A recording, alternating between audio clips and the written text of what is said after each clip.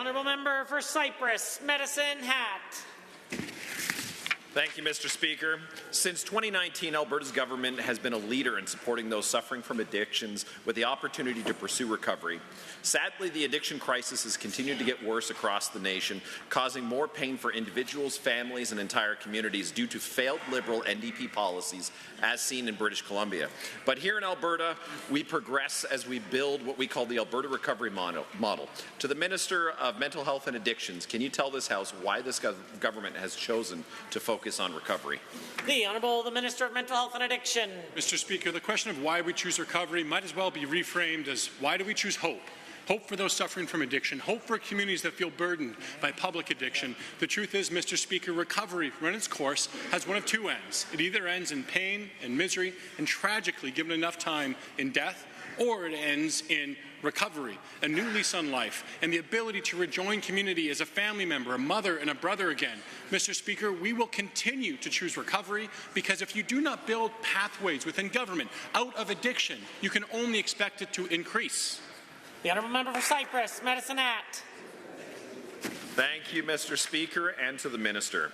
Given that Alberta is on track to build 11 recovery communities across the province, thus opening more than 700 new addiction treatment beds capable of supporting more than 2,000 people every year, and given that addiction is not isolated to urban downtowns but has become a challenge across the whole province, to the same Minister, what impact will the $350 million commitment of 11 recovery communities make in rural Alberta?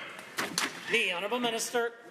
I'm glad to see bipartisan support in building more recovery capacity throughout our province. Mr. Speaker, unfortunately, before we were in government, there was no capacity, so we have some making up to do. But we are well on our way, Mr. Speaker, with the numbers mentioned. We've added more than 10,000 spaces up to now. We continue for long-term, meaningful recovery through examples like the Métis Nation, Siksika, Tsuut'ina, Blood Tribe, Enoch, Grand Prairie, Red Deer, Lethbridge, and Gunn. Mr. Speaker, these are just your recovery communities, not to mention all of the millions of dollars of grants that we have that go to local nonprofits that work doing recovery long before the government had it as its mantra. These individuals were working on recovery for a long time. The honourable member for Cypress, Medicine Hat.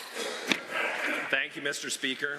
Given that when the NDP was in government, they did not add a single addiction treatment space and instead put Alberta tax dollars toward services facilitating addiction and death instead of encouraging recovery, and given that this left Albertans needing treatment with no supports from their provincial government, and given that if the NDP was still in power, they'd be pushing ahead with their radical ideology into every corner of the province. To the same Minister, what is the response you're getting from rural municipalities when they hear about the Alberta Recovery Model and what that can mean for their communities?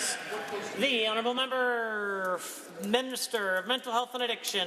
Thank you, Mr. Speaker. In rural Alberta, just like urban Alberta, is begging for more recovery capacity and recovery capital in their communities. You look at Red Deer, you look at Grand Prairie, and you look at all the communities in the surrounding area that support it. The truth is, Mr. Speaker, the common sense approach to the addiction crisis is not to facilitate more addiction.